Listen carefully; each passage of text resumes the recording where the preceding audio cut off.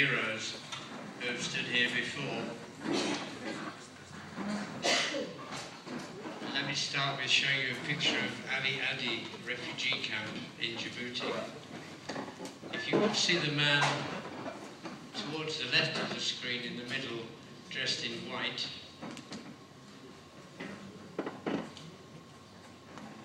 this is him a few years younger, with more hair than he has now. And it is Kadir Said, who was speaking here yesterday. This is him in Ali Adi refugee camp in just nearly 2 years ago. And it's a wonderful, delightful experience to see him here now in Washington.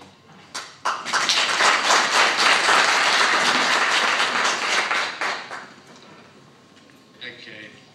At the outset, I have to point out that I'm not an expert on anything, and I really don't recognize the description of myself in the publication prior to this conference that was so generously written by Musissa, I think with Mohammed Hassan's assistance. I must correct some of the misinformation, although it is true that, like many friends and colleagues, I was in a landmine explosion. It's not true that I was seriously injured and spent months in hospital. My injuries were not very severe, and I was hospitalised for a matter of days only. When I returned to the UK, I was able to go back to full-time work. I have no political advice to give this morning, and the little I have learned is a product of my age and the opportunity I've had to mix with exceptional people. Although I've had the privilege to have met and learned from several leading Oromo personalities, I cannot pretend to be a wise person. Anyone who knows about my private life will be fully aware of this.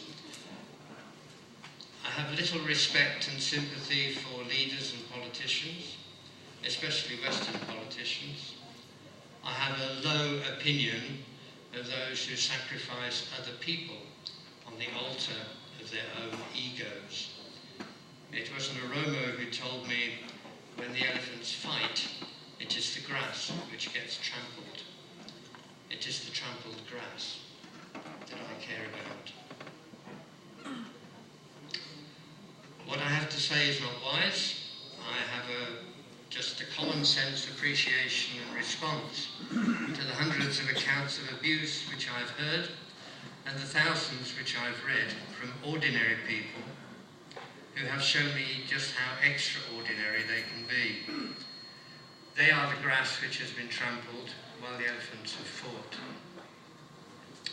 In the following few minutes, I will describe why I have tried to document human rights abuses and what I have come to appreciate about the effects of human rights abuses.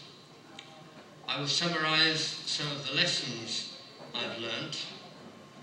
Finally, I'll make a few comments